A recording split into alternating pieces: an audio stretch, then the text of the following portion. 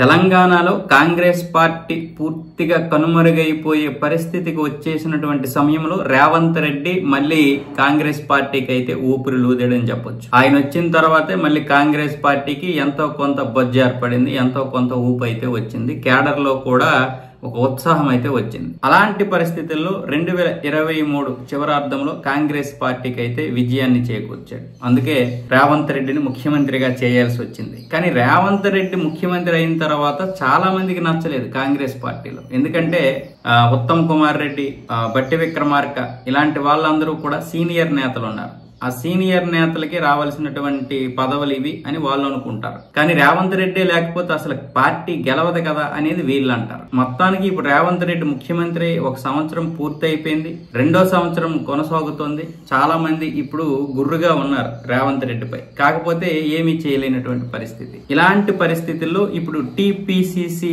Chief ఎవరైతే ఉన్నారో మహేష్ గౌడ్ కుమార్, ఇప్పుడు ఈ నేమ్ వచ్చేసి ఒక సంచలనమైనటువంటి వ్యాఖ్యలు చేశాడు. ఖచ్చితంగా 5 సంవత్సరాలు కాంగ్రెస్ పార్టీ ఉంటుంది, ఈ 5 సంవత్సరాలు రేవంత్ రెడ్డి సీఎం గా ఉండొచ్చు, కానీ తరువాత మాత్రం సీఎం ఎవరనేది చెప్పలేము. అంటే నెక్స్ట్ పర్యాయం వచ్చినప్పుడు 2028లో మళ్ళీ ఎలక్షన్లు వస్తాయి కదా, అప్పుడు మాత్రం కాంగ్రెస్ గెలుస్తుంది కానీ సీఎం రేవంత్ రెడ్డి ఉండడు అని చెప్తున్నాడు ఆయన. వాస్తవానికి ఇవి చెప్పాల్సిన అవసరం లేదు ఇక్కడ. అంటే పార్టీలో ఆయన సీఎం గా ఉండడం ఎవరికి ఇష్టం లేదు. ముఖ్యంగా టీపీసీ చీఫే ఇలా మాట్లాడాడు అంటే ఏదో రాజకీయ ఉద్దేశంతో తప్ప ఇప్పుడు ఆ మాట్లాడాల్సిన అవసరమే లేదు. ఇంకోటి ఏంటంటే ఇక్కడ తుమ్మినా దగ్గినా ప్రతిదీ ఢిల్లీకి వెళ్ళి చెప్పాల్సి వస్తుంది.